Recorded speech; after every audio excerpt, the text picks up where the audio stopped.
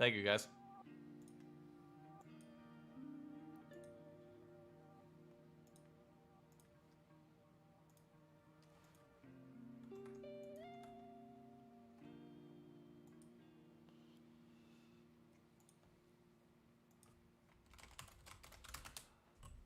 Ladies and gentlemen, apologies for the delay. We got a new camera.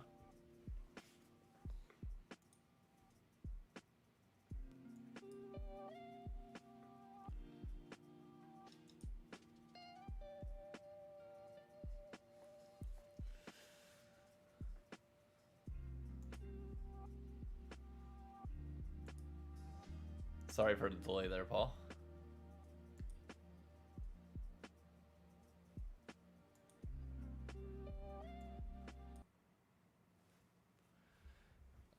Let me get this close to me mouth.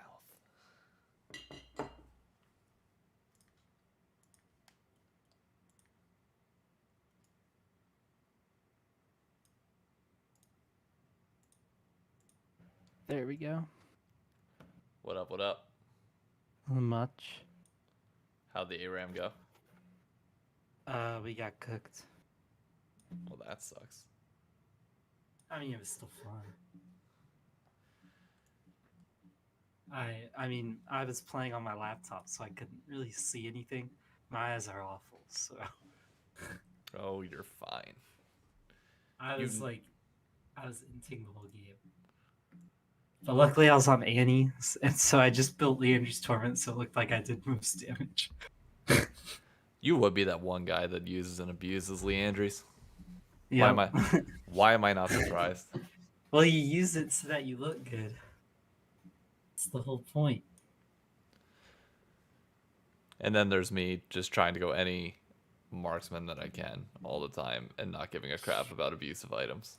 True. Okay. I'm excited. We got two topics on here that you know nothing about. Yep.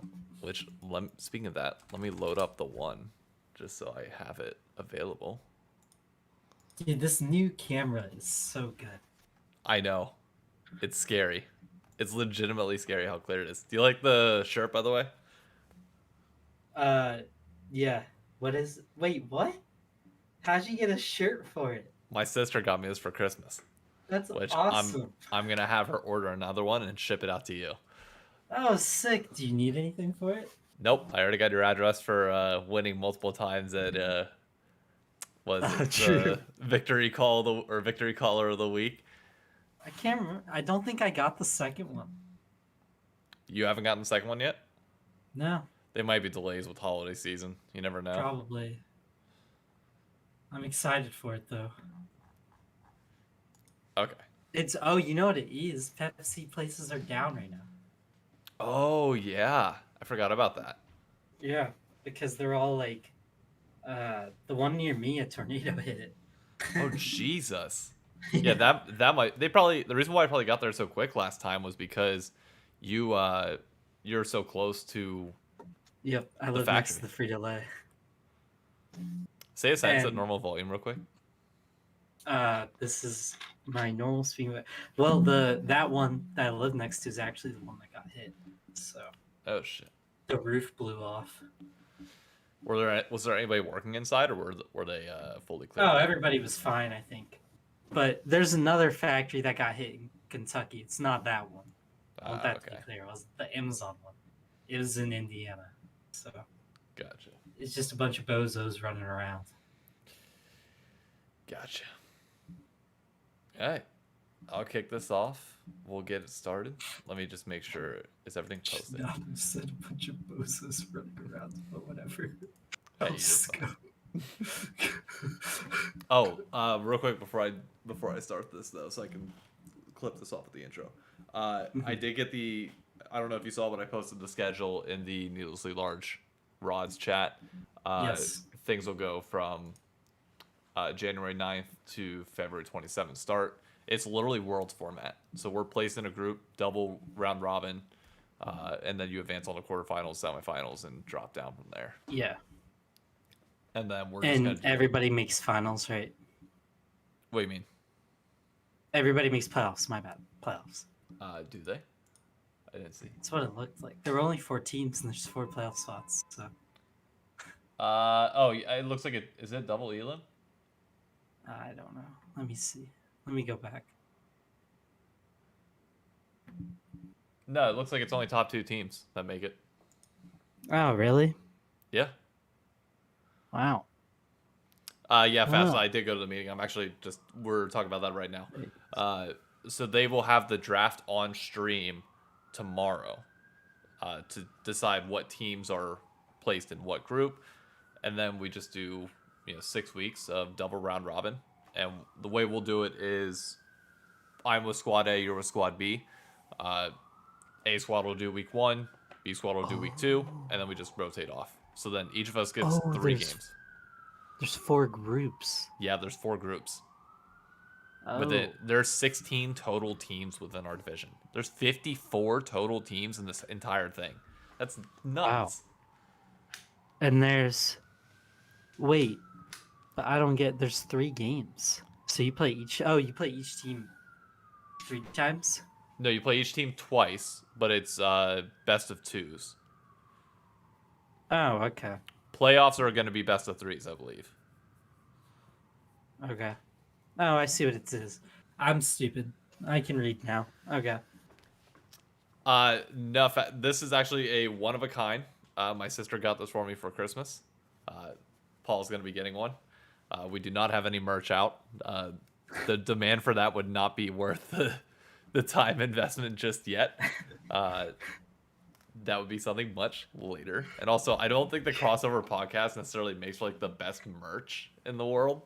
Like, it's great for me and Paul, but like, the question is, are people really gonna like walk around the streets with the crossover podcast on like a hoodie? It's not like, I don't know. I wouldn't put out anything that I didn't think I could like wear on the street. I don't know if that's. I like that shirt though. I like that one. Same. Yeah. I like it for you and me, but I feel like it should be a. Yeah, I know exclusive. what you mean. Just not yet. Yeah. That definitely we're not. Like, there's not. It's exactly what you said. There's not enough volume to really push out. Because I don't know. The work it takes to do that is pretty substantial. Yeah. I don't know how much. Like, I still don't know how much she paid for it. I'm just gonna have her order me another one that I'm gonna Venmo her. But it's like, say it was $40 to get everything done. Like, I'd have to charge other people, given the time, effort, everything else, like $60, $70 for this. Yep. And I'm not doing that. I feel bad charging 3 people for $70. I'm not in it to make $30. It's not about the money. Yeah. Yeah. If I were to ever release merch, it would be something that you could buy, that people could like buy in bulk. I don't know why we went down that rabbit hole right there. But yeah, back to the league itself though. I'm excited for this. Like, now that we have the schedule and we have like the draft and it's like a full Worlds group stage with knockout. I mean, you've seen me. I'm playing, like, I'm spamming solo queue again, and I'm being toxic again. So that means I care. When I get toxic in solo queue, it means I care. They did say no emoting in game unless agreed upon by both teams. Are you serious? Yeah, I mean that's standard rule because nobody knows each other and you don't want to piss anybody off. And I'm fine with that. But okay. I can send, like, if our team wants to emote, I can message, like, I can DM the other captain and be like, hey, you guys cool with emoting? And if they say yeah, then emoting is all cool. But I'll just not emote. It's whatever. Yeah. I mean, like, that's gonna be so awkward. Why? Because I need to stop spamming then. Can we spam pink? I mean, yeah, that's just for our team. Okay. I don't see why that. Now, if our game is streamed, then I'll have to check with the. I don't remember hearing anything about ping specifically, but I'll check if our game is like streamed publicly. Then maybe avoid it because they can see that on the spectator client. That's why I wanted to know, like, if they do something weird, can I like question mark ping it or on that, or is that like considered rude? I don't know. I don't know. Question mark ping somebody. I mean, I wouldn't be surprised if it is, but I'm expecting you to fully. You only have 3 teams to scout. This should not be difficult to fully scout them out, especially with the rank season starting soon. scout them. I guess that's true. I do. Wait, yeah, I am. That's true. Forgot Yeah, I was coaching. That's a good point. you and Oh our no. challenger coach. Yeah, You do and we have their solo queue accounts even? we will. It'll all be posted tomorrow. Who's gonna scout us? No way anybody scouts our team. There's 10 people. I Well, mean, they're 12. gonna try to. That's the thing. Like they're gonna try to. True. They're banning my Pantheon smooch. They might, but I mean, they.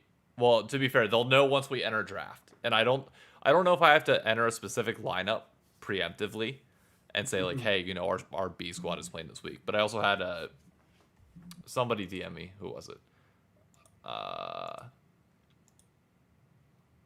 Koba Strike, who I think is the support for my squad. He DM'd me and was like, hey, first week I'm gonna be out, so I gotta message the fill-in and ask him if he wants to. Oh, okay. I was play. like, boom, baby, I'm coming in to support. But yeah, that's true. That's what the film is. I mean, that's what I left him for, and we have 1 support fill Yeah, and 1 bot yeah, laner I fill. know. So I can't just play with you one game. well, look, Have fun. at the end of the day, playoffs will be the time when we can do that. Like when it comes to playoffs, it is purely going to be like I'm all for fairness in the regular season. Playoffs, I do still want to give everybody a chance, Yeah. but I want it to be the best possible. Film's pretty good too. His rank is high, so I have high expectations for him. Yeah. So it's like I'm still not sure how we want to do it. For playoffs, if we just want to do Coco, stop. If we want to do like the winning squad, Jesus Christ.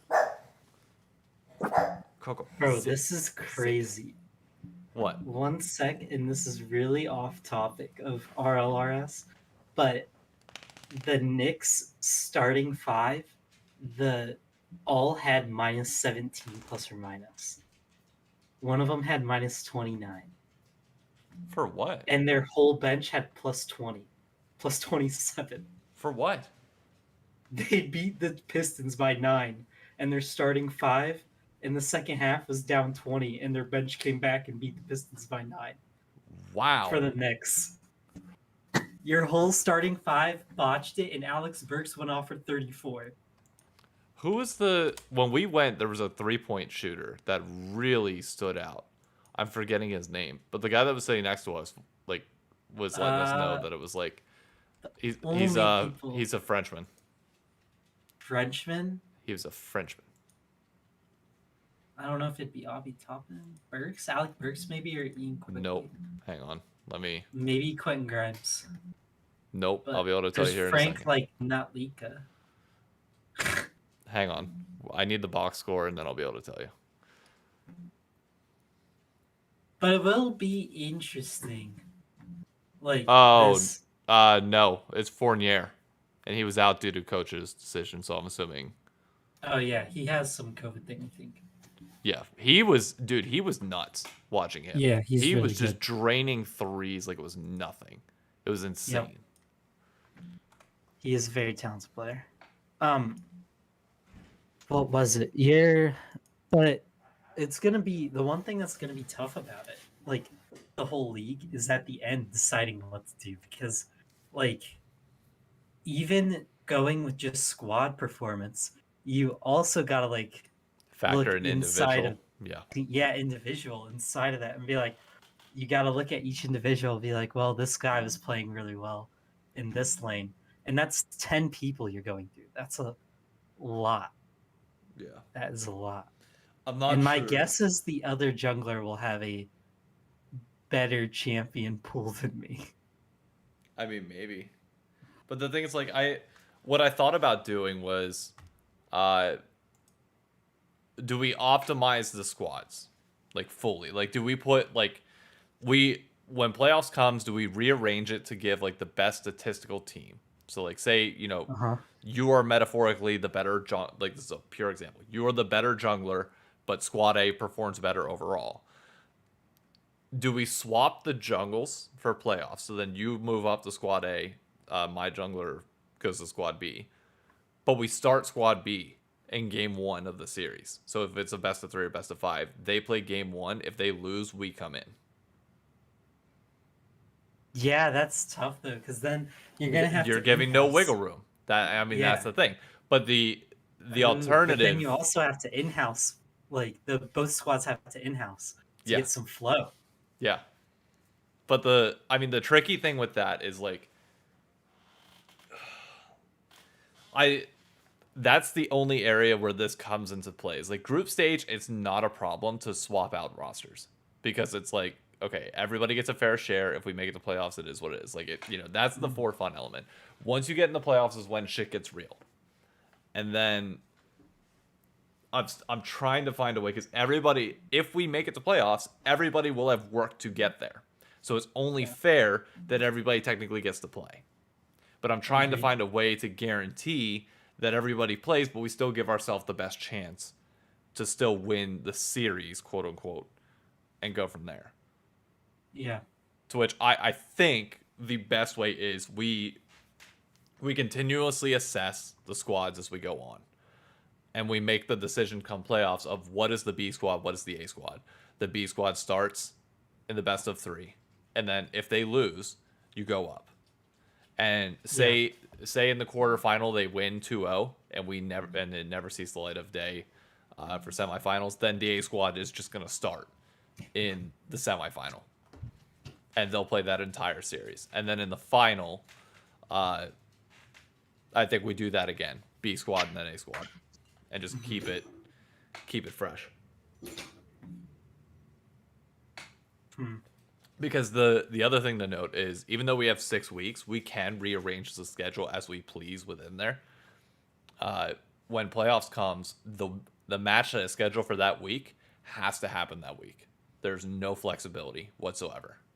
Really? So if somebody's That's on true, say we're starting the B squad and somebody's on vacation, like that changes everything, and there's nothing we can do about that. Yep. So, I mean, to formally give this an intro, by the way, hi YouTube, welcome to episode 28 of the Crossover Podcast. We've already been talking for like 15 minutes, so Sure. the intro is long gone at this point, but still, yeah, we get a lot to talk about today. It is the end of 2021, the final episode of the year. Can you believe we've been doing this for over half a year now? Kind of amazing. Like it didn't. I honestly I thought off season would be harder to talk about more than anything, but we found a lot. I feel like Actually we've peaked in off season a little bit. I'm curious to see whether that carries over to the regular season or not.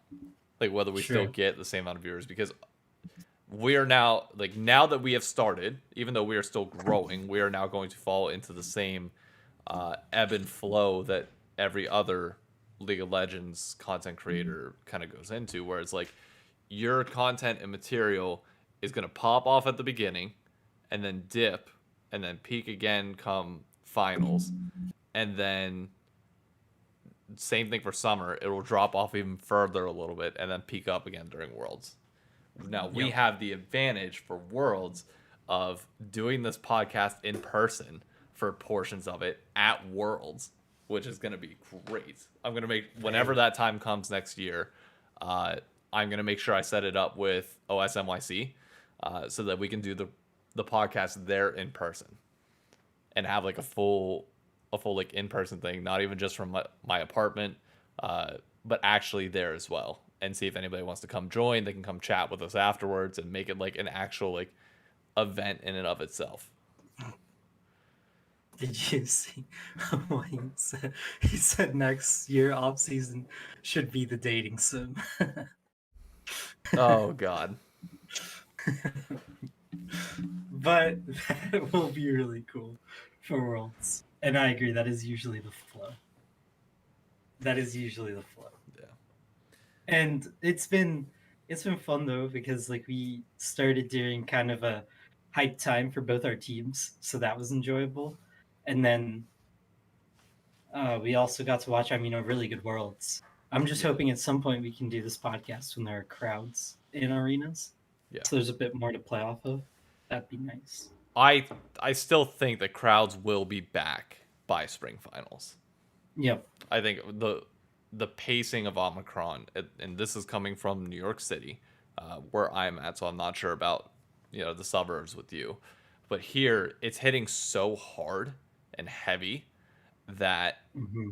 it's basically going to spread everywhere, and then just everybody will have it and we'll be good. So in I don't know whether it's going to be 2 weeks, a month, or whatever it is. It's not going to be like with the Delta variant where it kind of it peaked and then stayed there for a while. Like this is just going to elevate and then drop off once everybody gets it. Like the Yeah. faster it spreads, the faster it technically assimilates as well. So I really do think that by spring, barring another variant, we will have a live finals in Texas, which I'm beyond excited for. Yeah. And either way, like the way things go, Texas doesn't really care. So it's really up to Riot. I'd be curious to see what Riot would do if they're put in that position, because we know the LEC Yeah. stance. The LEC is super precautious about it. Yeah. But Even though how French League is just going balls to the walls. I'd be shocked if Riot doesn't start not Riot if the LEC doesn't start changing some of their policies soon. You almost have to. No, like every other sports league is doing it. Yeah, it's like I get here's the difference. Riot, I doubt, makes any money from the live events themselves, like regular season live events. Like it's a tiny studio. Ticket sales are worth pretty much nothing. I can't imagine their concessions are all that much. Like the amount of people that they probably pay to make this an ongoing thing. I'm not sure if that's. I'm not sure how much value it necessarily brings. Obviously, the crowd and the audience itself is great, but in terms of financial profit, I'm not sure how motivated they are to bring it back. Whereas a full-on stadium event, as seen by K Corp and KOI, that's you get 2,000 people in there. That's a ton of concessions. That's a ton of merchandise sales. That's a bunch of stuff that's supplemental to just watching the game and ticket sales itself. So yeah, in that scenario, yeah, they have to bring it back. But to the LEC studio, I'm not sure how quick they're gonna be. Yeah, that is true. Let me ask you this then. In that same vein, is the LEC and LCS studio enough now? Watching K Corp and KOI, is that if they can do that consistently, which it sounds like they're gonna be doing that once a month? Yep. Is that gonna devalue the LCS and LEC in studio? I think it definitely does for LEC. I think LCS can get away with it, but it's going to hurt them in the long run if they don't, because they're just allowing too much to go with other places. I mean, their studio is literally smaller than what these Chinese teams' arenas are. And I'm not saying we have to try to keep up with China, but losing this badly is a terrible look. Yeah. And I do wonder, one thing I've wondered though is our studio and Korea's are kind of the same, right? So you're right. Bigger. Yeah, LoL Park is a little bit bigger. It's still on the smaller side. Yeah, that's what I'm thinking. So my only thought is I just wonder when LCS and LCK are gonna kind of expand. So LoL Park seats 400. Yeah, it's tiny. Now, to be fair, do they not sell out? I don't know. That's a great question. Mm-hmm. So 400 is definitely more than the LCS and LEC have. I know that for a fact. For certain. The LCS studio is relatively tiny, all things considered. Do they sell out though on weekends? I'd imagine so, yeah. But don't forget the LCK plays way more matches than we do here in North America and in Europe. So I'd imagine the weekday might be, say 50-60% capacity. I'm not sure how, but it might still be 100. But when you're playing 7 days a week or 6 days a week, I think for the LCK, that's drastically different than 2 days for the LEC and LCS. True. That's true. I mean, honestly though, you're telling me you don't think we could fit a LoL park in every single major city in the U.S.? We could. We could. I think we easily could. And then you give it like shared rights between like LCS, CS:GO, and a few others like COD or something like that. I don't know. You split the rights, and then you like allow the ability to tour, and then you just constantly have esports arenas. So rather than like New York has, MSG has MetLife has like or like 3 or 4 different stadiums, all within proximity for like different sports teams. Why not just have one arena, like one medium-sized arena for every esport available in every city? Mm-hmm. If you want to Makes go sense. to a bigger venue, you can. But the point is, like, for a regular season, like group stage, like normal fan interactions, you can like have it there. Yep. Like that's basically what esports stadium in Arlington is. Yeah. In the one in Vegas. Yeah. I mean, it would make sense, but I just don't know why they don't want to do it. Like, because I remember one of those most hype moments, and you don't even need a huge crowd. 400 really is enough to have a pretty crazy moment. Because some of those PAX East tourneys were crazy back Oh in the my day, God, yeah. and that was just people in like metal chairs Yeah. or whatever, just like slapped up in a like open area. I mean, heck, if you need that, you can go to like any convention center. Most cities have a convention center good enough to do that. Yeah. And to be fair, those are also partnered with external events as well. Hmm. But I don't see why you couldn't do that with LCS as well, unless like if they truly value their product as like a standalone thing, then Yeah, yeah, you should have been in a theater anyways. So that's it not. it would be kind of cool. Like if you think about it, like I guess Indy's the one I can use as an example because we have a huge convention center, right? Yep. Because that's what we're known for is conventions. But like you could easily have in a whole part dedicated to arcane and a couple other things, and then over in the other corner throw up where they actually do the sitting and the playing, and that would be a pretty sick environment, and you could at least fit a couple grand in there for the games, and other people could watch in other places. Like they could just go watch in other areas of the convention center Yeah. and still be around with people and watch parties. And that's an easy way to get at least community. One day we'll get there.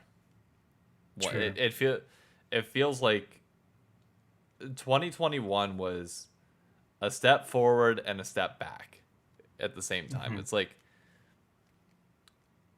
everybody still held off on the majority of in-person events due to COVID, and I think we somewhat expected that given 2020. But going into next year, we can't have another year of that.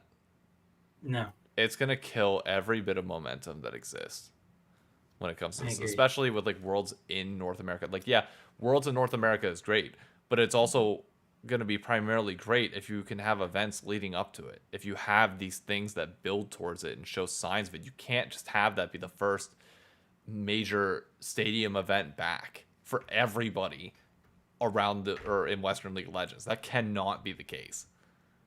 Yep. Because then all you're going to do at the same time is you're also going to piss a lot of people off. Tickets are going to be impossible to get because not only are you limiting the chance for North American people to see their teams domestically in Texas and whatever other city that they see here, but now you're telling them, okay, rather than having 3 events, you're down to one, and that one you are competing with every international market because China and Korea are not afraid to fly out and attend these events as well. So the odds of you getting tickets are even harder. I need to take a phone call real quick. Go right ahead. I'll stall this for a little bit. Hello? So Yeah. let me mute Paul because I think he forgot to mute his mic. The biggest thing that we do need to see this year is obviously follow like CDC guidelines, make sure that we're taking COVID seriously as we should. But with that said, there needs to be a heightened sense of importance when it comes to making sure that we get League of Legends in as many people's hands as possible. I'm hosting an event at Brookland in New York City on January 11th, I believe. I'm going to be trying to host more consistent events outside of just competitive esports all throughout the year. Like, the goal is to continue to just put the game in as many people's hands as possible, because you need to build that over time. If you think that these crowds will just pop out of nothing, that's not possible. You need smaller things to get there. You know, the world's finals in the Bird's Nest is only possible because we had Free Spaceman and because we had DreamHack and all of these other events that slowly build it up over time to get to the point where you can consistently get Bird's Nest. We can't just expect to come out of COVID and fill Bird's Nest again. Like, that's not how live events and not how momentum works. It just won't happen like that. Yeah. I mean, yeah, that's where we're at right now. Like, it's really tough because they're the weird part is they're coming to NA this year. And NA teams I thought would sell out a little harder to build world beating teams. You know what I mean? Yeah. So it's kind of interesting because I kind of thought, oh, we would sell out for these world beating teams that would come in and maybe build some hype in NA and then get something really rolling as far as fan engagement goes. But then, like, teams kind of went the build them up route, which who knows, maybe these rookies end up popping off like they do in China and Korea. They have some young teams that make waves, but it's like that's a lot to ask from rookies, especially when usually the rookies in China and Korea are playing with other dudes who have done stuff internationally.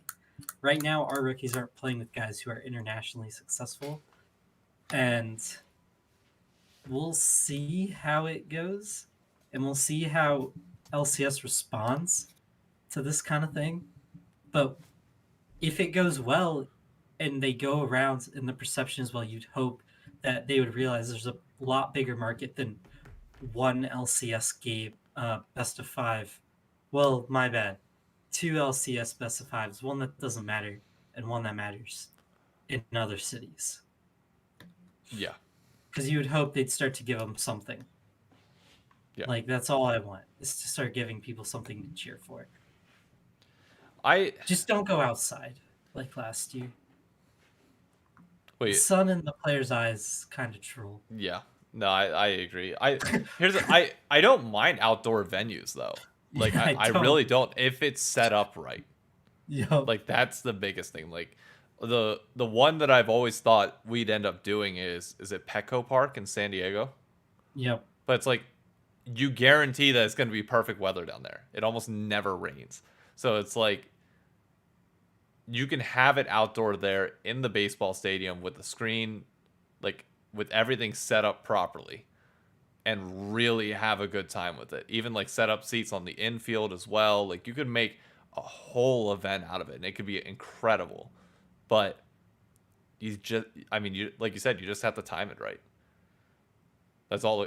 You can't have the sun in the player's eyes. You need to have all these factors ironed out, which it seemed like in spring, at least, it was just so last minute put together to a certain extent that it was like, okay, we're just going to throw this in there and it's going to be good because we're going to get it outside, which I will admit, it did add value to it as a fan.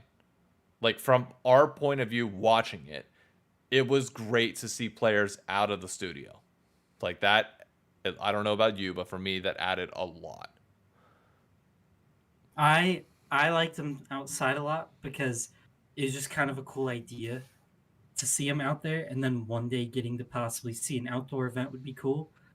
It also kind of gave me, like, not Bird's Nest vibes, but it reminded me of Bird's Nest and, like, LC when they did Korea. Yeah, Like, it 2018. gave me hope of that. Yeah, just one day getting to see a stadium game, which something they could do, which it would suck because it would keep it in LA. I've really wanted them to try to get Rose Bowl one day.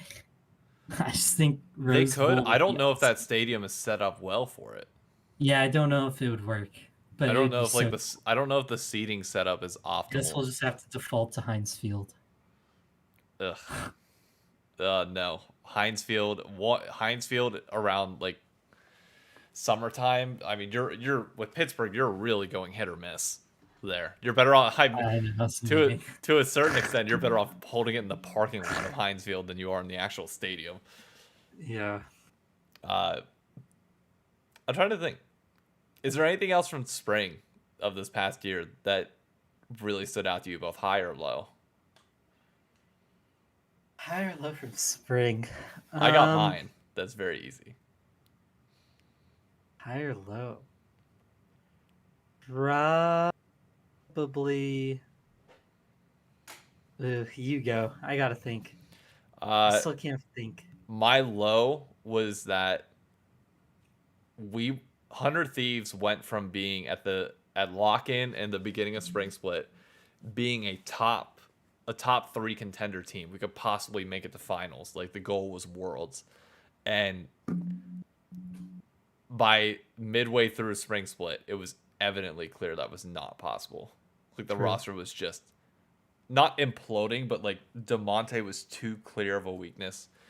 Zig's drafting was not working out. It was not allowing the players to be the best versions of themselves that they wanted to be, and it felt like 100 Thieves was doomed for another failure of a year. That's up through the end of spring when we lost to TSM in the fourth place match.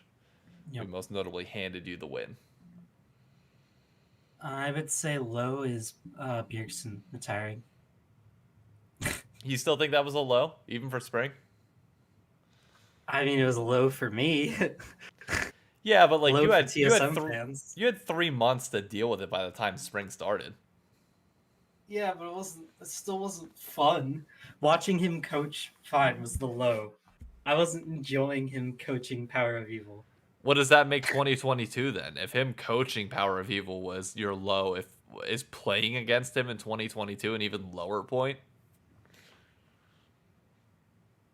No, because like this roster is actually kind of cool. For you. No, What here's do you mean? so What do you mean for me? Travis Gafford on the Riff Reactions podcast put out a poll to all fans asking if they have interest in TSM's team, if they don't care, or if it doesn't affect, like basically if there's no impact. The majority opinion was that they do not care about this roster. That it does a lot of nothing. people who don't like TSM. I'm not denying that that's not the case. Like obviously there is a portion of that as well. So they're putting "don't care" because they're memeing. Because "don't care" is a meme. They're going, "Oh, don't care." I get you, but at the same time, the number of TSM fans outnumber everybody else. You know that you know that as damn well as I do. So as much as people are memeing it, at the same time, TSM fans should be able to outweigh that. Like in my mind, the impact should be at worst 60-40 if TSM fans are fully on board with it. Like 60% positive, 40% negative. I don't think a majority of TSM fans follow Travis Gafford. Oddly enough. I think 80% of I'd be willing to bet that 70% of TSM fans do, because 70% of TSM fans were are longer term League of Legends fans, dating back to like 2016 to 2018, whenever they really grew their fan base. And that's whenever Travis was arguably in his prime, and I think that's where you still see the majority of his viewership base. I'd have to check on his interview numbers on his YouTube channel to vet that as well. His TSM ones get good views. In that case, yeah, that still proves my point, that if he talks about TSM, TSM fans are there. So yeah, that ultimately does lead into my 60-40 expectation, and that was not the case. Yeah, I just don't believe that because the subreddit is overwhelmingly positive about it. The subreddit is still the minority of TSM fans as well, weirdly enough. The subreddit is less. They have 2 million YouTube followers. How many people voted in the poll? I don't know. He just gave percentages. This is not an end all be all, and I'm not trying to make it out like that. I'm just saying. I'm just wondering because like I feel like a lot of TSM fans probably do care about this roster. And my guess is, oh, we're also not accounting for the people that left with Beard leaving. Yeah, I think that honestly is going to be a large amount of people. Yeah, I it's gonna really be a do. large amount. And yeah, that's my guess is that it's that. But I would say like I mean the one thing that is always a constant in time is that winning brings people. So winning makes all of a sudden the grass is greener, the sun shines brighter, and the streets are a little cleaner when winning happens. Everybody seems to have a pep in their step. So really, if this roster wins, who cares? Obviously, I don't think Travis would go this route because I don't think he's that kind of guy, and he's interviewed people of different languages. But obviously, for a person like him, it sucks because it's harder to get a good interview out of somebody who doesn't understand the language Yeah. that you're interviewing them in. Yeah, you're And good. I don't think he cares though. And well, No. he probably cares. But I'm saying I highly doubt he would ever be disappointed in that in a Yeah. public way. No, I 100% agree. Yeah, And I but I'm think more saying like that sucks for him. yeah. I think the onus falls on TSM specifically to get the majority of content from any import on their team, whether it's coaching staff or a player I out agree. there. Like that this is going to be the first year where you're really testing the TSM content machine system, because that's going to be the only way that fans get out there to connect with these players if things start off really rough like I'm expecting them to be. I don't expect this roster to come in and just win right out the bat. Probably not because Spica can't even play in their thing. Why? He couldn't get a visa to go to Korea right now. Oh, and I thought you meant they can't play. He Boot can't play camp, in boot lock-in. camp. Okay, Yeah, yeah. he can't play boot camp. I mean, I think they'll be fine though. I think whatever they do will end up seeming like overperforming for yeah, expectations of people, yeah. which is a good thing when you suck. The expectations for them are what, fourth, fifth? I'd say. Probably. I mean, Because you would think Cloud9 is first, from what I've been reading. oh no, People I like have not read that at all. for some reason, everything I read is that Cloud9 is going to be God tier, and then if it's not a Cloud9 fan, it's TL. Everything that I've seen has been TL 100 Thieves 1-2, Yep. EG solidly at third, Cloud9 and Oh, I haven't TSM. seen EG. I've seen EG a lot of places at this point. Like a lot of people have faith in their the fact that all of their players have been barring inspired, but the point is their core three of Danny, JoJo, and Impact have been playing together for over a year now, in some capacity. Like JoJo has had the chance to play with some of them, and obviously since like the second the offseason began, he's been able to mix in with that system. Vulcan's already here, so he's able to play on a consistent basis with them. So it's like they have that chemistry that you would expect to do well in lock-in. Inspired's going to be the sense. yeah. Well, I was saying it makes sense that we have a different feel though, because we do both go on different social media platforms True. pretty heavily. Yeah. So we could have completely opposite feels, and then like it would actually make sense. Because I spam Reddit. I barely visit Reddit for opinions at this Yeah. point. I primarily use Twitter, YouTube Yeah. views for like general like impressions and hype, and then I'm on TikTok. So I like Yeah. I'm the only source of like LoL esports content that I get on TikTok. Like I don't. Yeah, and I have no idea what people in TikTok comments are saying. Generally 'Cause I speaking, can't it's pretty much a replica of what you would see on Twitter, where it's But it like makes sense. yeah, people are excited for TSM. They're excited for Cloud9. They think for the most part TL and 100 Thieves are going to do good off the start. EG is just a big question mark for a lot of people, but they could see it working well early. And then everybody else is just, fighting for scraps. Yeah, because all I've seen is like it's a hodgepodge from fifth to third. My bad. Like third, fourth, fifth is a hodgepodge of whatever. First and second are set in stone. and the rest doesn't matter. That's what Yeah. I've seen. Now, come summer, I think everybody generally agrees that it's going to be open shooting. Whoever meshes at that point can mesh well, and it's Yeah. just a question of what happens. Lock-in tournament, I don't really care. I don't get why they do it, to be honest. I'm happy they do it. I'd rather that than I mean, regular it's season. alright. It's It's alright. like it adds more. Yeah, it's I, something. I I get just more don't. out of that than I would 3 more weeks of regular season. No, yeah, I just mean I don't. The results of who wins it don't matter to me because, like, I just don't care. But I I mean, get why they do here's it. the thing though. I think it does matter in this context.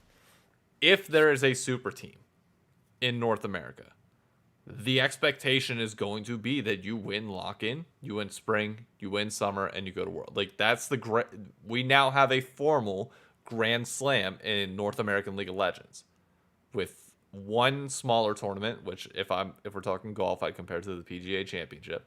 You have the U.S. Open and the Masters, which are uh, the LCS finals in spring and summer, and then you have the Open or the British Open, the Classic, the Worlds. Can you make it out of group stage? You do that, and you've had a great year as a North American org. True. Even Yeah, two out of four I of agree with those, that. like 2 out of 4 of those, I think is the benchmark for any organization to say that they had a good year. Yeah, I mean, it's just I don't think if you win lock-in and you don't win spring or summer, saying my team won lock-in isn't gonna mean anything. People, that's my only thing about it. Yeah, I mean later no, but it gives us something to talk about Yeah, early, because it otherwise, does. No, it's fun in that way. yeah, That way, it's fun. Every other way, I just don't really love it. But it will be interesting because, like, I'm more interested in how it affects patches because, like, these yeah. patches stink. If I'm being honest, as somebody who's been spamming a lot of games, bounties are like just so crazy. I played in a game yesterday where we 3 of us died and we lost tower and dragon or tower and baron, and our gold lead went from 6K to 1K, like a 5K gold swing off of a tower, a baron, and 3 kills, and we got 2 kills. So it was really 1 kill, baron, and a tower that led to like a 5K gold swing. I Here's the thing. It's definitely gonna have to be Like, tuned. I don't think there's any doubt about that. And that people want to dunk on Riot's balance team all the time, and I'm not denying that it sometimes takes longer for them to flush out some of this stuff. But by World's time, I think we can all mostly agree that the meta at least the last 2 years, the meta has become pretty good. They get it in a very why does good it spot by take the end so of the year long? because there's new elements every year that you have to adjust, and they have new objectives that go beyond just esports or our personal views that you have to mesh in with it. And objective bounties, I think, at least from my interpretation, are a way for them to correct the over focus on ending a game in 25 minutes to make it more playable that they had last year. And I think the big reason why you're seeing that nobody talks about is the success of Wild Rift. Them getting Wild Rift out there as a platform that you can play a game of League of Legends, albeit in a different manner, in 20, 25 minutes tops every time is great. They no longer need the main game itself to focus on that specific aspect. You can let it go to 30, 40 minutes and be perfectly fine with that. If pro matches go to 50, that's fine, but most solo queue games are still ending 30 to 40 from what I've seen. Like, that is what those objective bounties allow. It allows the game to extend past that 25-minute mark that you didn't hit as much last year, which I I'll love. give you that. I agree it needs to be Well, tuned. It is a little bit yeah. over tuned right now. Okay. But if you drop that in half, if that's 6K gold lead instead of what previously would have been 6K to Yeah. like 4.5K, what if it's 6K to 3K? I'm fine with that. 3K is enough of That's a lead for you to okay. still build it. I'm just saying, like, it's yesterday, Brandon and I were playing a game, and we were having like we had to talk it out because we could not figure out how for the life of us. I had I had like a CS lead and a kill lead over the enemy jungler, and I was down in items. And like, so we were like, okay, it must just be I'm buying more expensive items. So we started doing the math, and we did the math, and it wasn't that. He had more gold. We went and checked after the game. He just had more gold from bounties alone. Here's my question to you: What is Did that? you lose that game? No, we won. You won. Do you realize how much time you spent in game trying to figure that out rather than theory crafting how to win quicker? No, we weren't. We weren't doing that though. We Oh, were you. still winning.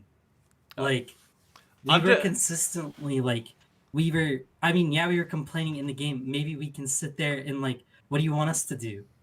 Like, go. Oh, you know what? Maybe we should just like, we should form. Okay, everybody, come on. Let's have a meeting at Red Buff. You Come on. should. One of these days, we should Like, definitely do that mid game. Be like, okay, yeah. we lost a 6K gold lead. Everybody meet up at Red Buff, and then somebody Leroy Jenkins it into Baron and just start the Baron. Like we actually just won the game because You're better. we were better players. Like we were playing better than them most of the game. And all the bounty did was bail out worse mechanically skilled people. Like genuinely, in my opinion, that's all it did. It made an inferior team able to play the game longer because it gave them better item states than the winning team, and we still beat them. I agree with that in the moment. I'm thinking about this when it's optimally tuned. That what this does is it gives a losing team the starting tools to build their way back into a game. Whereas previously they were trying to dig out of a 10-foot hole with nothing but a spoon. And it's like That's fair. that will give you that I that. think is It's fair because fair. you're when say you take that 6K gold lead and drop it to 3 instead of 1. That's not, handing the game over to them. That's giving them away. You are still 3K ahead.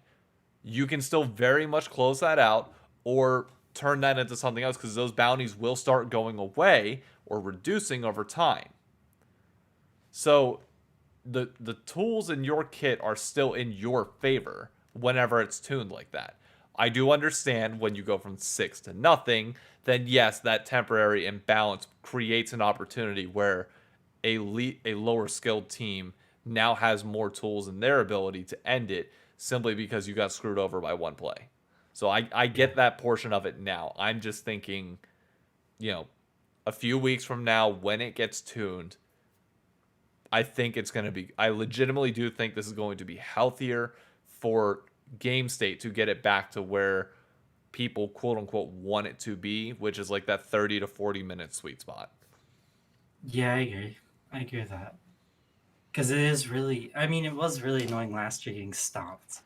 I'll Yeah. give you that. I couldn't play any, like, there was a good portion where if you played a late game carry champion, you were just never going to get to that stage where it actually worked. Like, and you Yeah, know me, I'm the type of guy that will never FF. And I know. it, I, it was still not the absolute minority, but it was still like a general minority of games that ever went past 30 minutes without somebody just giving up, AFKing, or worse, because it snowballed so heavily that there wasn't even enough tools to be like, okay, well, if we keep CSing well, if we get these towers and objectives to get ourselves back into it, then we have these tools. Like, you can't explain some of that to gold level people. But Sure. any other Yeah. I don't know. any other thoughts on 2021? To kind of, I just want to wrap up this Yeah. year before we move into next year. I have one low. If you got nothing, I have a good low. go ahead. Well, really a high for me, a low for some. The Bud Light Chill Zone from CLG might have been one of my favorite moments in esports ever produced. And if you haven't seen the CLG Bud Light Chill Zone video, I hope that you just go Google it and take a peek and watch a general manager genuinely sit down and tell his team before they go on stage to play a game that some of them are being fired and he won't tell them which ones. Because that might be one of the dumbest things I've ever seen somebody do. Like, dang near Amazon level worker Yep. punishment. It was impressive. So the new head of CLG, Greg Kim, was on Travis Mhm. Gafford's thing last week, and he said that happened 5 days into him becoming, uh, like the CEO or whatever you want to call it of CLG. Yeah. Imagine coming in, and that's the first thing that happens. Yep. I'd look at my contract and be like, can we can this be revoked? Can I go anywhere else? At Pull a that Bill point, Belichick. yeah, Like, that's literally what you do. You pull a Bill Belichick. You say, I can't do this. I'm signing with another team. yep. It's the only way. Because no way. I That's the best thing since TL Breaking Point in terms of content that I think I've seen in a while. And the best part was this one was unintentional. It's like Oh, yeah. they thought this was a good thing, which is just the absolute state of CLG in 2021. Undoubtedly was The just the fact Bud that Light Save video. when they uploaded a video confidently Yep. and they put it in there and they said, this is it. This is where we get the fans back. Yep. This is where we find them. We're going to be real. We're going to keep it real. And they kept it real, and everybody went, wow, really? And they were like, yeah, we're keeping it real. And everybody was like, okay. Yeah, okay. Not the real you When want. keeping it real goes wrong. Yep. You know what they say, any publicity is good publicity, whether positive or negative. CLG tested that theory to the fullest I mean, this it year. was a very New York thing to do. I'll say that. It's a very New York thing from a fan, yeah, but like not the organization. I could see Sidewalk Talk doing some dumb shit like that. Yeah. I can't see the Knicks doing that. No. I can't see any actual like New York sports team putting out a dumb piece of content. They might make dumb moves behind the scenes, but they're not going to make a dumb move like that publicly. There's Any enough. human. There's 8 million people in this city. You're telling me there's not a single PR rep that could have looked at that and been like, probably not the best idea. We've got like 1 million PR reps alone in this city. I like the thought of one of them being like, I don't know if this is a good idea. And the content team being like, Trust us. why? Yeah, like, why? Why don't you like that? Somebody Like, definitely this is pulled up Breaking Point as their argument as to why it was a good idea. Yep. Yep. And everybody went, really? And he was like, yeah, this makes sense. And they were like, That person I don't was know if we can do swiftly this. removed from their job shortly Yeah. afterwards. I mean, it was pretty awkward to watch as a human being. Yeah, it was. I didn't expect it. I'll say that. I'll get this Didn't point see out it of the coming. way as well then, since we're here. Okay. And he addressed it. I guess the overall theme of this episode will be 2021 and then what it means for 2022. Mm-hmm. For 2022, in the interview that Travis Gafford did with Greg Kim, Emily Rand specifically asked him, LS is publicly making these goals, like stating in a general manner and allowing people to hold him accountable to everything that he's saying. Can you give us publicly stated goals, like quantifiable items that we can use to measure your squad? Because CLG is going with a developmental squad this year. What are your goals for players? Is it to get any of them on the All-Pro team? Is it, to be top 5 players in the league, etc.? And he's like, his answer was something along the lines of, I just want us to learn. That's what That's a LS said. that no, this is what the head of CLG said. To What learn. his quantifiable goal is just to learn for all of their players to develop. Why? What? Exactly. I when I heard that, I remember walking home and just thinking, you were asked to give us a goal, say like fifth. Like our goal is fifth. If we, if we hit fifth, great. If we finish below seventh, it's a failure. Like put a Yeah. number on it. Give us something. And he's like, I want to learn. And it's like, oh, dude, what the fuck? It's more of the same. Like, God. I don't know. What's Their your team gets if you had to assign a quantifiable goal for CLG, what is that goal? Give me something that I can base a metric on. Based on the players, based on everything that Me? you've seen. Yeah, you. For CLG. For CLG, what would you consider Uh, an acceptable season? Like what is that floor that they have to hit, whether as a team or individually, for you to be happy? And what is peak? Like if we hit this, yeah, we really did good. I would say like semis for like regional. Like semis for regional playoffs would be really good. Top 4. That's great. That's a great year for them in either split. Yeah. And playoffs is a good year. Like honestly, that's a good year for them. Spring playoffs, might we add, not summer, because summer's 8 teams. Yeah. Yeah. Okay, yeah. I forgot about that. Yeah.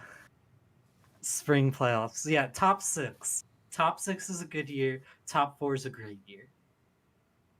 Is there anything else besides just team finish that you're looking for?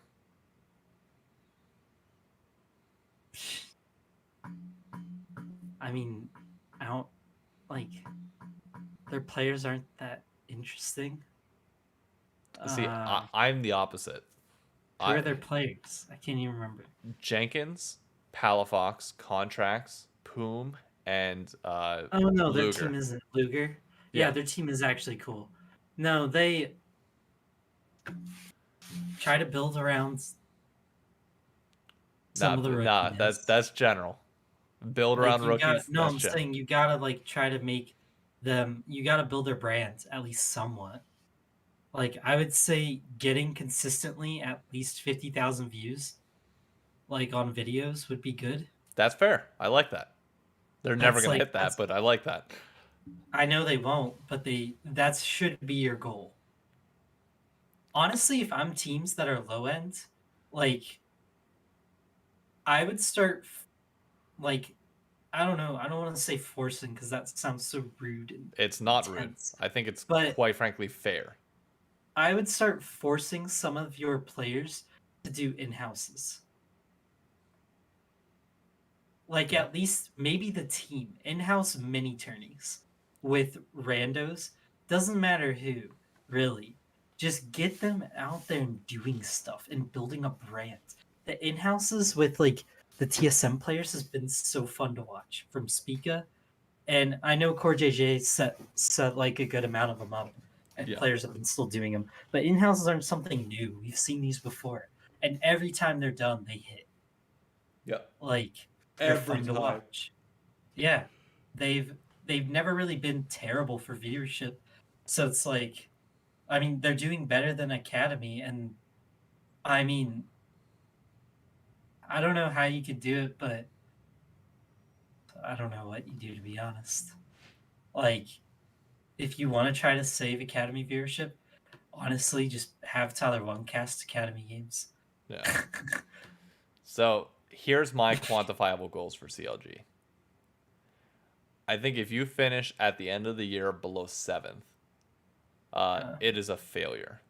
Like absolute failure. If you don't grow at minimum 15, from the organization point of view, 10%. If all of your players don't double their followings, barring Contracts, who has been in the LCS for a while and had, he's the lone exception. I want every player to, at minimum, double their social media following. I want you to double your average views by the end of the split on all of your videos, on all of your content. And most notably, I want I want Poom and Jenkins to be solidified top 5 in their role by the end of summer. That's what I don't want, like, and it can't be debatable. Fair. Like, I think Luger has the potential to get that high. We've already seen that. Jenkins has filled in for Alfari and played around the same caliber, but obviously a little bit less, but he's a rookie. So that was fine. These players need quantifiable metrics. When I look at last year, and one of the things that made watching 100 Thieves a lot better in summer versus spring was that Reaper came in and said, I want every player to be first team all-pro. And you could look at it with every game and every week of play and say, okay, you're third. Here's the difference between that. It was very easy to look at and be like, okay, this player can make a case for all-pro. This player cannot. Why can he not? Is that acceptable within the team? Like, it's very easy to then break it down from that perspective and that expectation and see where that means going forward. True. So if I'm saying that Luger is as they're setting him up to be, this top 5 carry in the league, this guy that they're expecting to use an import slot to build around him, if he's not a top 5 ADC when you're giving him all the tools to do so by the end of the year, then that's a problem. Yep. Like, I know he's a rookie, but 1 year in the LCS, that is enough time to get yourself to be top 5. That is Easily. That is more than enough. If you look at the LPL and you look at the LCK, these young guns that come in within the first year, they're top 5 in their roles. If they're going to have staying power, they are top 5 in their roles. Otherwise, they're not coming back. Yeah. And again, this is not like CLG can technically go 0-18. But if Luger is winning lanes against FBI and Huhi and winning lanes against Hansama and Core JJ and they're just losing elsewhere, that's fine. That's like, we can visibly see that, yeah, he's performing well in lane. It's just collapsing everywhere else.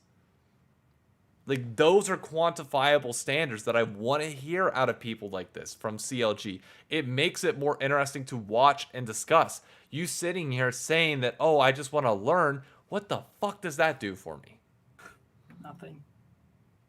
That doesn't make me interested to watch your content. That doesn't make me interested to watch literally anything that you're doing. I don't care to see them learn. I want to see quantifiable metrics. It makes me nervous that you guys don't really have any hope, if I'm being honest. Yeah. Like, it genuinely makes me think that they don't believe in their players. And it could just be, shit wording on his part. But at the same time, you're the head of CLG. I listened to the entire thing with John Robinson, who's the CEO of 100 Thieves. And I tell you what, there's not a single word that came out of his mouth where I doubted what the future holds and what their expectations are. And what his expectations are beyond that. So, no, I'm holding you to that same standard. You are directly in control of everything CLG. I'm sorry, I'm not going to let you get away with the slip-ups like that. You're dodging questions. You're answering them politically. I don't like it. Yep. But that's a terrible answer, like, for a podcast. I mean, I can't imagine, like, if you're the interviewer, you gotta be low-key a little just, like, why? Let me... like, why is it the answer? Where do you go from there? Like, if you're them. I don't know. I'm sending this to you on Discord now. So when you get a chance later, it's like, he says it with like 6 minutes left. Okay. But like, it's bad. It's really bad. But I don't want to slam on CLG too much longer. There's a lot of other positive things. There's one positive that I do want to talk about. Okay. For me this year, which going into 2022 makes me excited, and we don't have to talk about this too long because we've talked about it a bunch on here. 2021 was finally the year that 100 Thieves cashed in on an LCS title. Obviously, in spring it was a little bit rough. In summer, they picked up Abadage, they picked up Reaper. The moment that still stands out in my mind is week 3 of summer. They played Team Liquid to get control, or like to put themselves, I think, tied for first in the LCS after a really hot start. And Huhi and FBI on set Vayne kill Core JJ and Tactical level 1. In a play, not just like a misplay from TL, but just a play of pure aggression from 100 Thieves. And it set the tone for what was to come in the next few weeks. And then obviously it dipped a little bit, but also what shined through in playoffs. There were early things that you could tell that foreshadowed what was to come. And I still look back on that moment like knowing that like this was the sign that it's possible and it can be done. And I'm glad that they pulled it off. I'm glad we won the LCS for the first time ever. It made me sad that going to an LCS finals watch party, it was myself and 2 other people that were visibly 100 Thieves fans, and everybody else was Team Liquid, Cloud9, or TSM. But that's to be expected in League of Legends, which I think that's the biggest thing for 100 Thieves going forward to next year. You need more fans at these watch parties. I don't want to be one of 3 when we win a goddamn LCS title. But we're a young org. We got time to grow. So that was a big positive for me in 2021. Oh, we also beat EDG in a game. Absolutely smashed them. I wouldn't. I'm gonna get used to going those to watch them win. Don't say that. No, I mean my expectation. I'll be honest. My expectation in 2022 is not to win both LCS titles. I think we can win one of them. It was actually pretty clear. Can I? So this isn't a 2021, I guess, positive. Yeah. I don't know. Well, does it have to be 2021 or does it have to be something? No, it could be whatever. Well, I guess it was 2021 because it happened now. Yeah. But he was finally seeing like TSM go younger again was nice. That would be something I enjoyed a lot. I was very happy to see us go younger again. Even if they don't speak English, don't care. You know me. I am very happy that they went young. And then I would say my thing for actual league that isn't just like TSM related that was cool to see was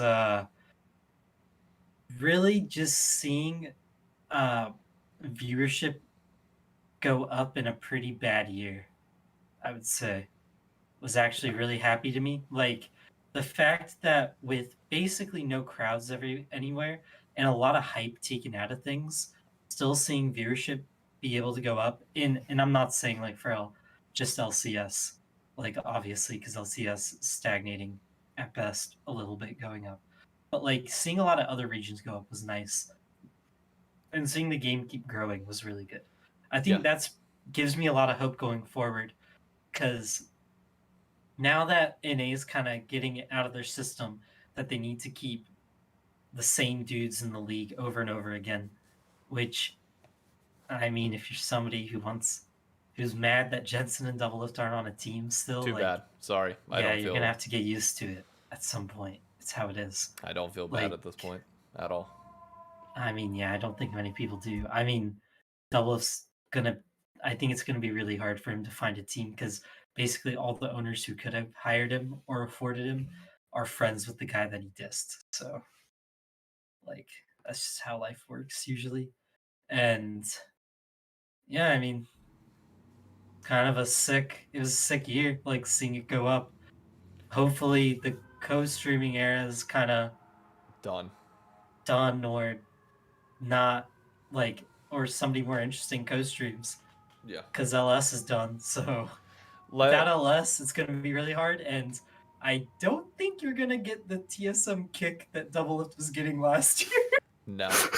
Just to guess. not, not saying, just saying, I don't think he's gonna get those 30, 40K viewer TSM versus TL games anymore. Nope. Your only hope to get that. Well, I was gonna say Myth, but Myth is out of TSM now. He's So out. there's He is no out. there's nobody And left from TSM that comes to mind Yeah. that could stream it Oh. other than Cutie. allegedly, there's some cool stuff apparently in the works because their like social media guy was like saying how like this next month was supposed to be sick. Then he dropped this, and everyone was like, "I thought he said it was gonna be good." And he said it stinks for him because he doesn't know what to say because next month is gonna be really good. I don't know what they're doing. I don't know.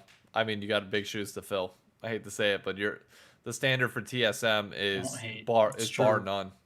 Like I think Jake Lucky put it best, where it's like, what is going on internally with TSM at this point? Because you've lost every big name that you had in terms of players, in terms of streaming personalities, and in terms of legacy. So Well, there's no. I think it's a little obvious that their numbers aren't really going up anymore. yeah, The only one they really lost that is going to affect their numbers is Myth. yeah. Losing Bjergsen, as weird as it sounds, isn't going to hurt our success. We weren't really going crazy with him. I agree, but I think losing Bjergsen as a player is different than losing Bjergsen as a coach or just him leaving TSM to stay retired. His Twitter followers hurts us a lot. Yeah, like the manner in which he exited is drastically has a major impact on it in a negative way against TSM. Oh, I didn't think it was that weird. Not He that wanted to play with Core. He wanted to play with Core, but it's like I see what you mean, though. I guess. Yeah, it gives off the perception, regardless of whether it's intended or not, that TSM cannot properly do everything they need to win the LCS in what is seen in Bjergsen's eyes and probably most of the traditional LCS fan base's eyes as the normal way to do it. You know, if they win this year, then it goes a long way to proving otherwise. But, you know, if they don't, then it does add a little bit of credence to what Bjergsen said. It really is just going to depend on how it shakes out by the end of the year. Yeah, I mean, they did the one thing that makes sense if you're going to try to prove people wrong. Yeah. Like, if you want to prove people wrong and really stick it to them, they went to the one country where, like, you can actually get kind of crazy players. Yep. So, we'll see. I mean, it's a huge gamble. It's a massive gamble.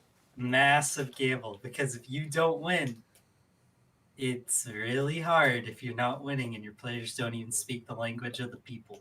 Yeah. And that they're playing with. I'll add this comment in because you mentioned co-streamers, and now feels like a better time than ever to do it. I am also incredibly happy about the growth of League as a whole this year. World's viewership is up, which is great. Domestic leagues across Europe were up. The English streams for the LCK and LPL hit all-time highs. LCS did stagnate.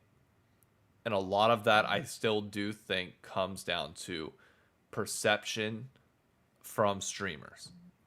Where we were seen as this region with shit gameplay, with nothing interesting going on, and why would you watch it when the LCK and LPL existed? And more importantly, the LEC. That we were compared a lot to the LEC. Now, if you exclude Fnatic, because of obvious internal issues, we go to Worlds, and we perform better than those teams that we said we were worse than, and publicly shit on by everybody for. I hope this year that narrative goes the hell away. Because I'm so goddamn done of hearing constant bitching about the LCS product when we get similar results. Like, people just overhype and just make mountains out of molehills. And it's having a direct impact on the stigma and perception of the league. I'm not normally against, monopolistic powers, but in this case, I'm perfectly fine with Riot taking away co-streaming. Luckily, it's not as big of a deal because Ellis is coaching. Doublelift's out of TSM. Cadril might be coaching LFL, but we're not 100% certain about that. But it's like, I'd be perfectly fine if they got rid of co-streaming in the LCS. I think it would be a net positive to everybody as a whole. Mhm. And I hope going into 2022, we can take back the narrative of LCS. We already have positive momentum when it comes to the players, some of the teams that are building up fan bases here. Like, we have a lot of good signs going for us. Let's not let this turn into, oh, it's a shit region with shit gameplay. I don't want that to return this year. I am so done with that narrative. I hope it stays in 2021. Yeah. I agree. Do you want to move on to the heavy topic? Yeah, because I mean, that was really, I don't know what else to say on top of that. Like, I just agree. Like, I hope it doesn't come back. Speaking of shit people, Oh,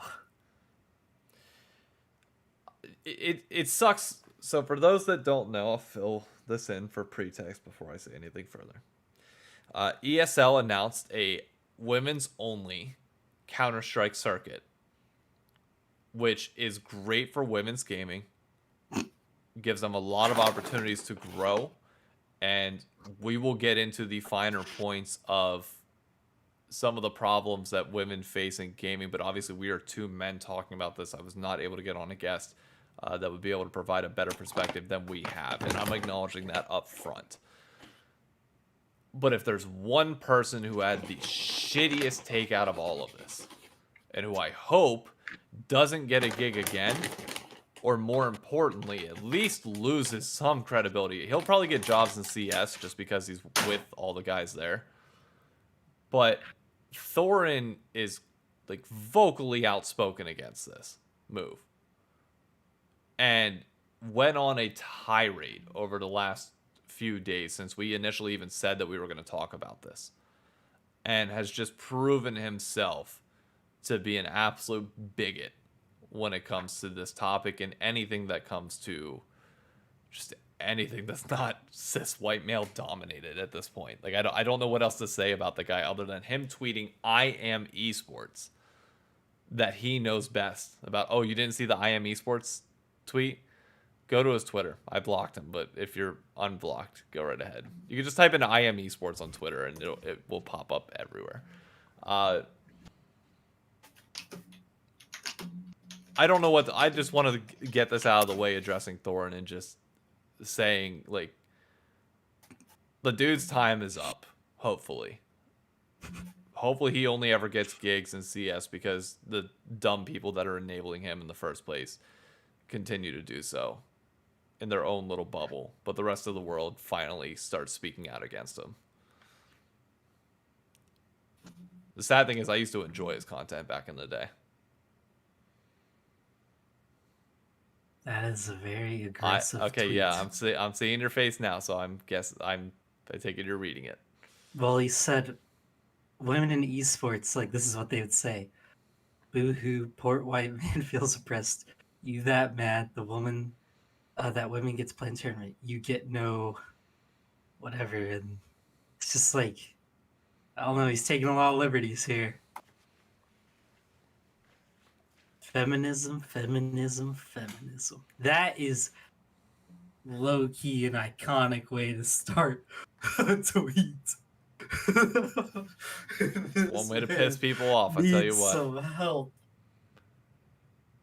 Yeah, tell you what, you did the cute thing where you tell me to get out of the industry I built and rests on my shoulders. I am Esports. Be gone, peon. Yeah, I mean,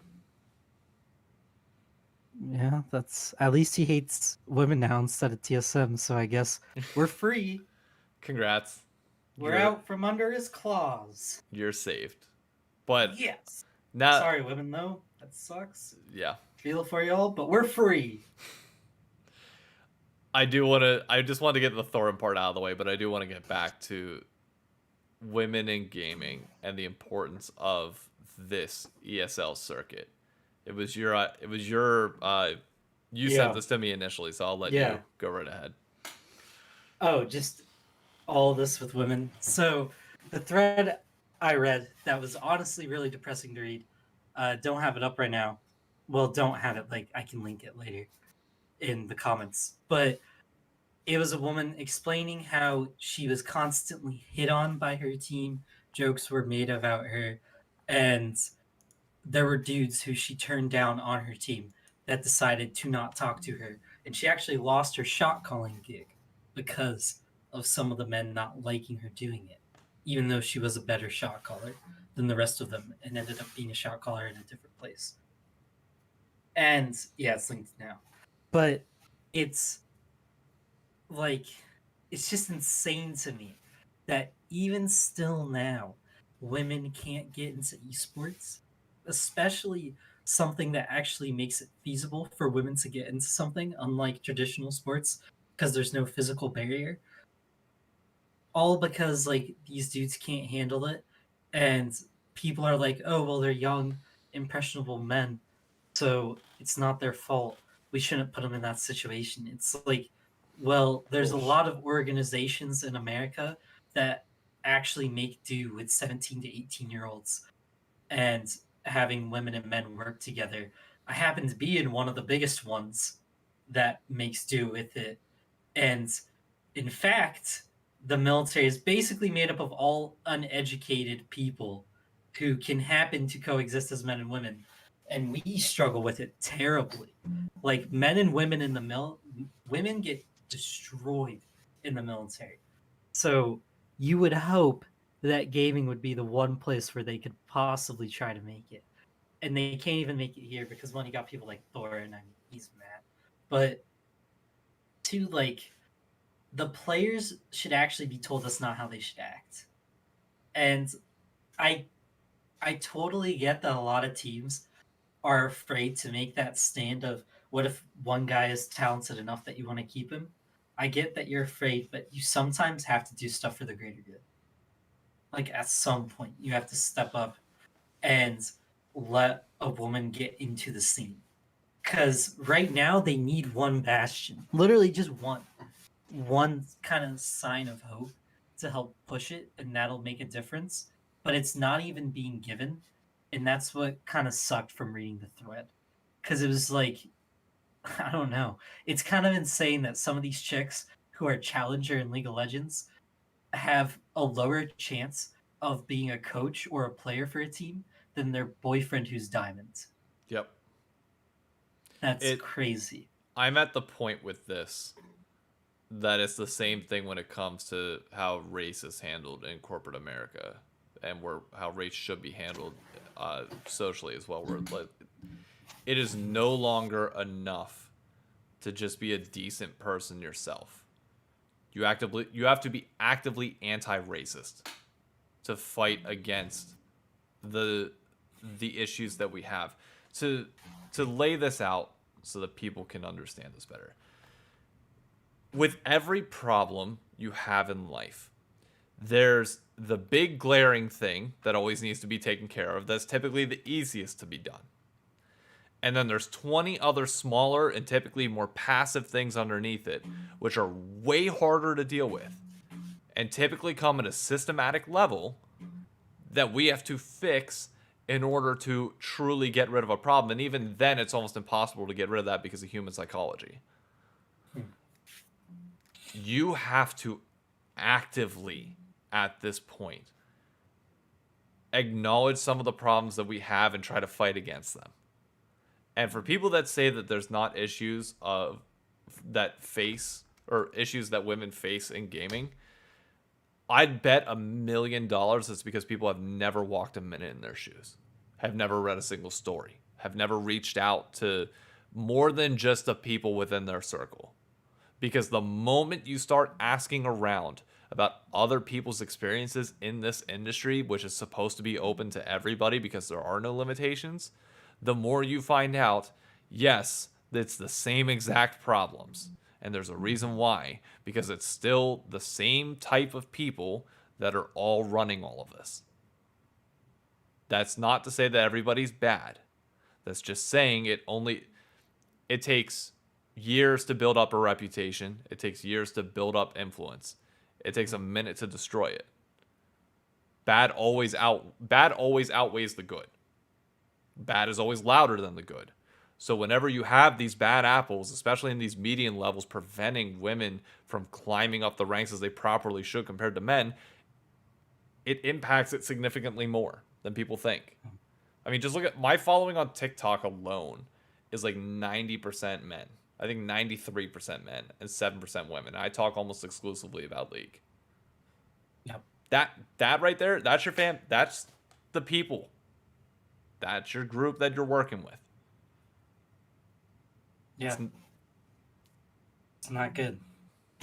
And that's like it's tough too, because like how do you convince all these dudes to like care and change, because they just don't want to.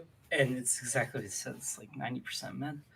And it's not pretty, but at some point you have to just kind of get over it, and you have to kind of stare at it and do what you said and hold people accountable. And it's not enough.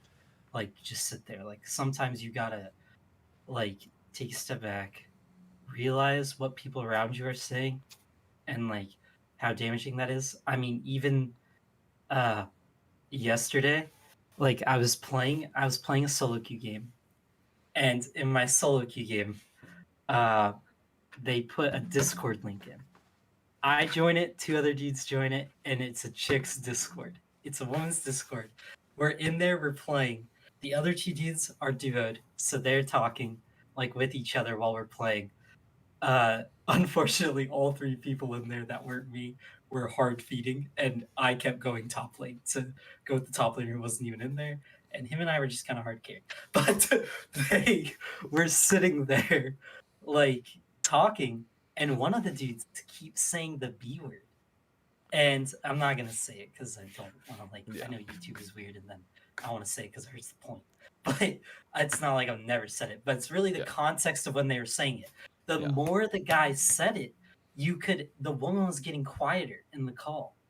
Like, you could actually hear her making out less calls and saying less about what was going on in the game. And I was like, even a moment like that, just contextually, like, you kind of have to realize your audience at some point in life and like what you're saying. And I'm not saying that in a way of like people are going to say, oh, well, you can't just protect everybody. And sometimes you got to just do it. But it's like, just realize your audience. That's it. Like, just think about what you're saying around who you're saying it around. Think about if it annoys them or not. And if you can tell the vibe, because I could tell it from a call. Like, I wasn't even in the room. And if you can tell it from a call, there's no way people can't tell it in real life. Did anybody say anything to him at all? I said let's chill after it was said, because I didn't want to cause a massive like scene inside of a room. I just said like tone it down, and I kind of quieted it down, and he got my hint, and he didn't say it anymore. Yeah. So like it worked out, but like all I had to do was say let's chill, and people kind of got what I was saying, and they chilled out. And that's all you really have to do. It's not even that hard. And it's crazy though that like if you can get that, if I can get that from a call, people should be understanding this in real life, especially in like just pay attention. I mean, especially the players asking girls out on their team. Like, that's once somebody's horrible. on your team, you can't do that. No. Like, it's unfortunate. I get that you may think she's cute and you may enjoy being around her, and that draws you more close to her, but you have to cut her off. Yeah. Mentally. Like, she's not the one for you. You need to be able to separate your work from everything else. Have to. Work should never see a gender. And to reference this call and examples in general, when people hear this shit going on, think about what happens with the girl here. Okay? She gets quieter and quieter. Eventually somebody speaks up and says, chill. But she's still going to expect this to happen in her next few games. Yeah. Because these guys are the people that come in and do this, they might chill for a moment, but they still don't like. I get not wanting to cause a scene in front of her, which I to a certain extent do agree with you there. If I'm in a, maybe this is just me, I don't know. This is where it really would have helped to have somebody else on the call in this manner to see like what the appropriate response would be. But it's like, in my mind, if you're not actively saying shut the fuck up, like, you understand there's a woman in this call and you're saying, you're saying any sort of word that's clearly derogatory towards her, whether passively or actively. If somebody's not actively telling them to shut the fuck up, then one, they're going to just pause for a game and then resume it next time. But more importantly, she's just going to think, okay, it's good, it may be done for now, but what's going to happen next? Like, it's just going to keep happening. And this is where that anti-racist, anti-hate thing comes in, where it's like, it is no longer enough in my eyes as guys, as the majority makeup, quote unquote, of this audience. It is no longer enough to just sit here and just have people, chill out whenever something like this is happening. You actively have to tell somebody. If you're in like the most common example that I've seen is Valorant voice comms, which are horrendous. Girl comes in, and this is like this back in the Modern Warfare 2 days, where a girl comes into a lobby and it's like, oh my god, a girl's here, etc., etc. Don't act any different at all. Like, the fact that people act differently, I get that the player base makeup might be, while technically women might be the minority of player base, it does not matter. Everybody's equal in that regard. And if somebody does come out and say, oh my god, it's a girl in chat, just respond and be like, yeah, so what? Play the game. And if somebody uses anything derogatory or hints anything sexual or anything else like that, actively tell them, shut the fuck up. You're being sexist. Like, you would not be saying that if it's a guy that's not your friend. So there are active things that we have to do at this point to curb culture that has been ingrained in gaming since a long time ago. Believe me, just go on YouTube and look up the Modern Warfare 2 lobbies. That's the shit I was raised in. That's the shit I was used to for a long period of time. And there was a portion of me that knew it was wrong. By all means, there was, because I didn't even swear in front of my parents at that time. So I know that shit's wrong. But I'm not going to say it to other people. One, because I'm 12 and my voice is high as a kite, so I'm just going to get made fun of if I say anything. But it's like, the fact that all of that just happens and we accept it, that just breeds what is now happening here.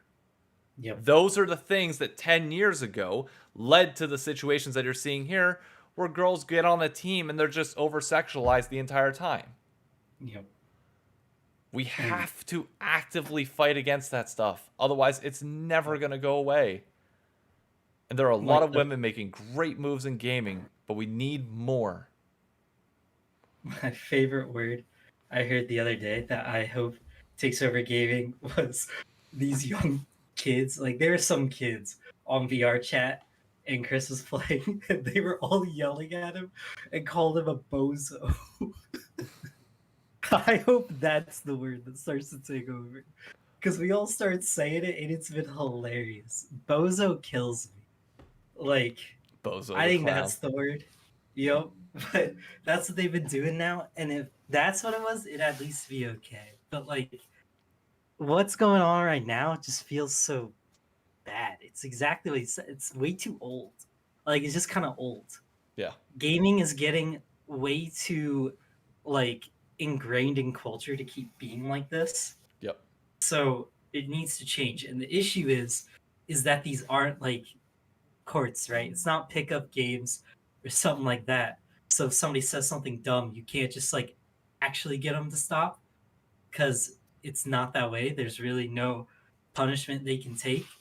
But you still can say something and make people comfortable, because right when I said like chill, even though I guess I'm not that aggressive, but we all have different ways. Yeah, that, and I I'm by no just means, that I don't way. want that to come off as if you didn't I like. know. I I want to know make you sure were. that's clear. Yeah, I got you.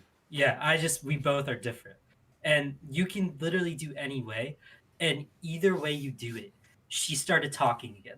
And that's really all that matters. yeah, Is giving them a spot in the comms to actually communicate. Because if they can't talk, then you're kind of ruining you're not kind of you are ruining their whole experience. Like she actually asked me to duo after I didn't because she was playing enchanters and she was commenting. But I mean like that is flame that goes beyond all genders. yeah, yeah. But like it would have been okay to duo again, but it also I almost did duo with her just to hear what comms would be like a Yeah, second game. see what it would be Because like under a normal situation. well, I wanted to hear them again, like with other random people again, because I want to know what her comms are like every single time. You know what I mean? Because Yeah, it can't be good. And I'm surprised she even invites people to a Discord. that's. I tell you what, kudos to her. Yeah, for 'Cause real. Like, I can't imagine the shit that she probably goes through. yeah, I mean, it sucks that that's reality, but like the stuff I was hearing, I was just like, bro, that's the kind of stuff you can't say around a woman, or you shouldn't be saying around a woman, especially like a woman you don't know. Yeah, Like some random woman, like just watch your tone a little bit. Like just a little bit. Like you shouldn't even be like I mean, usually people like gender the champ that's being played, right? yeah, So like if they kill a female champ, they'll say that. and But you that's fine because that's probably shouldn't if you're in comms with a woman, is my only thing.